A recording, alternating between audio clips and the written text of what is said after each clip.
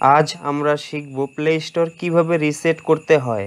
অনেক সময় আমরা প্লে স্টোরের সেটিংয়ে কিছু পরিবর্তন করে ফেলি, যেমন প্যারেন্টাল কন্ট্রোল লক দেওয়া বা কিছু ফিউচার অ্যাড রিমুভ করা। এগুলোর কারণে যদি প্লে স্টোর ঠিকমতো কাজ না করে, তাহলে রিসেট করলে 1 মিনিটেই প্লে স্টোর একদম নতুনের মতো হয়ে যাবে। সবার প্রথমে দেখে নেবেন আপনার মোবাইলে প্লে স্টোর অ্যাপসটা কোথায় আছে। প্লে স্টোর অ্যাপসটা খুঁজে নেওয়ার পরে প্লে স্টোরটা ওপেন করবেন না, এখানে অ্যাপসের উপরে আঙ্গুল দিয়ে ট্যাপ করে ধরে রাখবেন।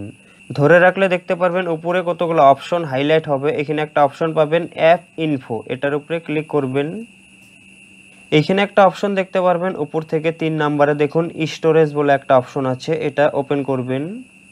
ওপেন হয়ে গেলে এখানে দুটো অপশন দেখতে পারবেন, ক্লিয়ার ক্যাচ, ক্লিয়ার ডাটা। সবার প্রথমে ক্লিয়ার ক্যাচ করে দিবেন, এটার উপরে একবার ক্লিক করবেন ক্লিয়ার ক্যাচের উপরে।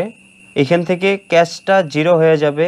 তারপর এখানে একটা অপশন পাবেন ক্লিয়ার ডাটা, এটার উপরে ক্লিক করে দিবেন। এখানে একটা পপ আপ শো হবে এরকম, এখান থেকে ওকে করে দিবেন।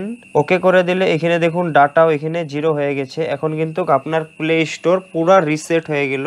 এবার প্লে স্টোর খুলে দেখুন একদম নতুনের মতো কাজ করছে।